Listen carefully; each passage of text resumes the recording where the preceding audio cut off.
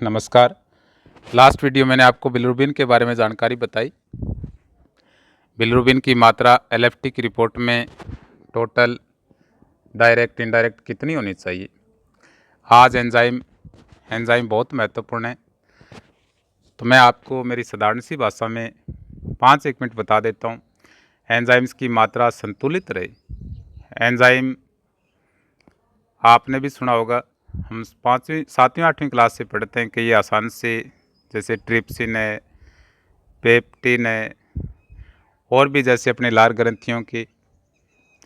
तो मैं आज आपको इस एलएफटी की रिपोर्ट में एल्केलाइन फास्फोटेज एंजाइम के बारे में लिखा आता है, इसकी मात्रा कितनी है, कितनी होनी चाहिए। यदि इसमें गड़बड़ी आती है तो बड़ी दिक्कत आती है। तो हमारे लीवर के अंदर, ये लीवर के अलावा हड्डियों में भी पाया जाता है। ये किडनी है, किडनियों में भी पाया जाता है। मैं थोड़ी सी संरचना बना लेता हूँ, उसके बाद ये एंजाइम में की मात्रा हमारे अंदर संतुलित रहे।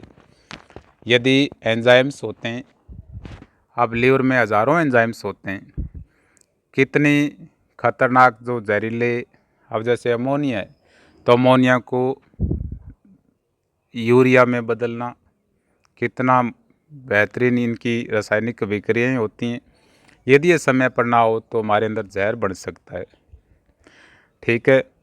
और जैसे हमारी जो किडनियाँ छानती हैं, जैसे क्रिएटिनिन होता है, तो इससे पहले जो क्रिएटिन बनता है, जो कोशिकाओं का भोजन होता है, तो उसको भी लीवर बनाता है। कितने ही विटामिन्स हैं, प्रोटीन हैं, ऊर्जा, जैसे ऊर्जा को भी संग्रहित रखता है। तो इसमें एंजाइम बहुत महत्वपूर्ण है। तो मैं आज आपको 5 मिनट सिर्फ एपी एल्केलाइन फास्फोटेज एंजाइम में के साथ और भी एंजाइम से की मात्रा बिगड़े ना। इस एंजाइम की मात्रा बिगड़ती है तो हमारे अंदर पित्त की थैली में पथरी बढ़ सकती है। ये जो किडनियाँ, यूरिनरी ब्लैडर होता है, इसमें भी बन सकती है। तो मैं आज आपको इस वीडियो में बताऊंगा अभी पथरी कैसे बनती है और बचाव के लिए ये बिगड़े ना, इसलिए हमें 2-1 सावधानियां रखें, ठीक है। तो मैं पहले थोड़ा बना लेता हूँ, ठीक है। 2-3 एक बार हमें इसकी संरचना बना लेते हैं, और अपनी संरचना अपने दिमाग से बनाते हैं तो बहुत जल्दी याद होती है, ठीक है। मेरी सिर्फ सामान्य जागरूकता के लिए प्रयास है। तो अपने ये मैंने,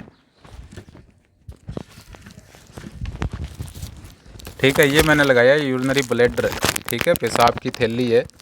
ये दोनों यूरेटर हैं और ये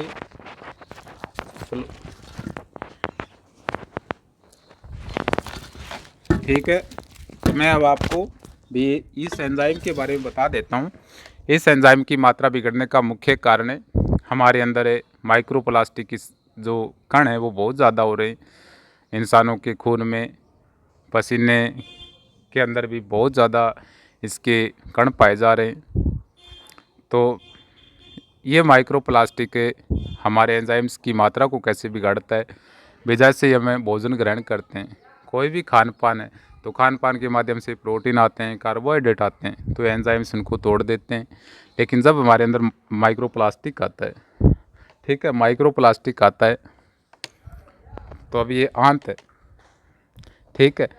तो ये बड़ी आंत के आने से माइक्रोप्लास्टिक है, ये कोई भी प्लास्टिक है वो, अब आंत है, आंत से एनस के द्वारा निकलता रहता है, लेकिन कुछ मात्रा में हमारे खून में घुल जाता है। खून में घुलकर लीवर की तरह पूरे बॉडी में फैल जाता है। तो ये माइक्रोप्लास्टिक जब एंजाइम होते हैं, एंजाइम इसके पास ये एंजाइम में इसकी सतह पर चिपक जाते हैं, बैक्टीरिया भी चिपक जाते हैं, तो ये एंजाइम इसमें बुरी तरह फंस जाते हैं। फंसने पर अब ये एंजाइम है, तो इसके चारों तरफ ये प्लास्टिक है, जो माइक्रोप्लास्टिक चिपक जाते हैं। प्लास्टिक बहुत ही घातक है, मानव के द्वारा निर्मित है, प्रकृति में बहुत ही विनाशकारी है। तो 2022 से ही बंद है सिंगल प्लास्टिक यूज, लेकिन आज भी चल रहा है। हम सब जानते हैं भी सब जगह ये चल रहा है। सरकार ने इस पर ज़्यादा सख्ताई नहीं कर रखी, बंद कर रखा है कागज़ों में। तो मेरा प्रयास, मैं सिर्फ ये भी मेरे प्रयास से कुछ भी फ़र्क नहीं पड़ता। मेरे कई आप गुरुजन हैं, कई डॉक्टर भी देखते हैं। तो यदि आप थोड़ा थोड़ा प्रयास करें तो शायद इस प्लास्टिक से बचें। अब मैं आपको ये कह रहा था भी इस एंजाइम के अंदर प्लास्टिक में यदि इस टाइप पर चिपक जाएँ तो ये एंजाइम अच्छी तरह से अभिक्रिया में सहयोग नहीं देते। एपी के बारे में बात करें तो एपी एंजाइम होता है। ये एपी एंजाइम हमारे पित्त की नलिकाओं में पाया जाता है। इसके अलावा भी मैंने आपको ये जगह बताई। तो पित्त की थैली में, अब पित्त की थैली का सिस्टम ये होता है। अब ये पित्त की थैली मान लेते हैं, ठीक है। ये नलकियाँ होती हैं। अब इनमें ये पाया जाता है एंजाइम। ये काम क्या करता है भी, हमारी पित्त की थैली में जो पित्त रस होता है इसमें 97-98% पानी होता है। उसके बाद में वसा, कोलेस्ट्रॉल ये होते हैं। और इसकी प्रकृति ये थोड़ा कड़वा होता है, ठीक है। तो ये जब हमारी छोटी आंत में जाता है तभी इस पर पाचक रस काम करते हैं। इसका ये खट्टा होता है। भोजन हमारे अमाशय से छोटी आंत में जाता है तो खट्टा बहुत ज़्यादा होता है। तो ये हमारा पित्त रस उसको न्यूट्रलाइज करता है। और हमारी पित्त की थैली में समय समय पर इसका खाली होना ज़रूरी है। यदि खाली नहीं होती तो इसके अंदर जो पित्त रस होता है वो गाढ़ा होकर जो कोलेस्ट्रॉल होता है, वसा होती है, वो पथरी बन सकती हैं। इसीलिए तो आजकल इतनी पथरी आ रही है। छोटी छोटी उम्र है, 22-23 साल में 20-20 mm की पथरी बढ़ना बहुत दुख होता है। पथरी बढ़ना, बड़ी भी पथरी बन गई तो डॉक्टर इलाज कर देते हैं, पित्त की थैली को निकाल देते हैं। या ये हमारे अंदर भी किडनियों में पाया जाता है। यूरिनरी ब्लैडर भी यदि समय पर खाली ना हो, ये प्राकृतिक रूप से हमारे सिस्टम सही होता है तो यूरिनरी ब्लैडर खाली होता रहता है। यदि खाली ना हो तो इसमें इन्फेक्शन के अलावा कैल्शियम और ऑक्जेलेट जो भी किडनियां छानती हैं, यदि ज़्यादा समय रुकता है तो उसमें भी ये कैल्शियम ये पथरी बढ़ जाती हैं। और पथरी का डॉक्टर के पास यदि दवाई पाने से या ऑपरेशन से कहीं भी फंसी हो, यूरेटर में तो डॉक्टर कई बार ऑपरेशन करते हैं, भी फंस जाए तो नुकसान ज़्यादा होने लगता है। तो ऑपरेशन के बाद भी यदि हमारे एंजाइम्स अच्छी तरह अभिक्रिया में सहयोग नहीं देंगे तो बार बार पथरी बन सकती है। इसलिए परेशानियों से बचने के लिए हमें माइक्रो प्लास्टिक से दूर रहना पड़ेगा।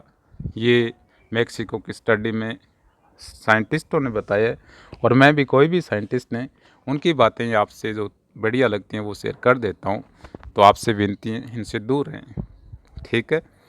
दूसरी बात है, जो ये कृत्रिम फ्रिज का पानी होता है, जो ठंडा पानी होता है, हमारे अंदर जितने भी एंजाइम्स होते हैं, चाहे अपने लार ग्रंथियों में हो, चाहे अपने पेट में हो, चाहे अपनी आंत में हो, हमारी इसी प्रकार की एक होती है मिर्च की या मछली की अग्नाशय ग्रंथि। इसमें ट्रिप्सिन कितना महत्वपूर्ण एंजाइम है।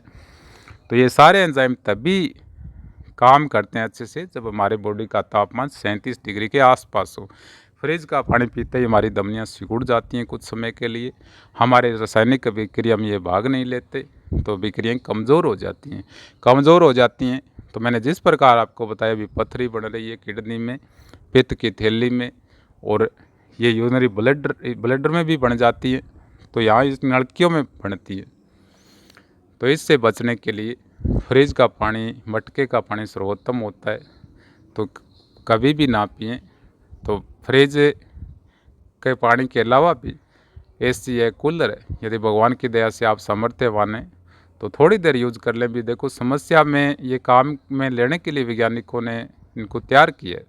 बहुत मुश्किल होता है एसी बनाना, कूलर बनाना, चाहे कोई भी वैज्ञानिक शोध करते हैं, जो भी उपकरण बनाते हैं, लेकिन हमें ज़रूरत के समय उपयोग करना चाहिए। एसी यदि कोई बीमार है, कूलर यदि कोई भी बीमार इंसान है, या तो गर्मी बहुत ज़्यादा है तो थोड़ा सा चला लें, उसके बाद बंद कर दें। असल में हमें हमारी प्रकृति से जुड़ना ही पड़ेगा।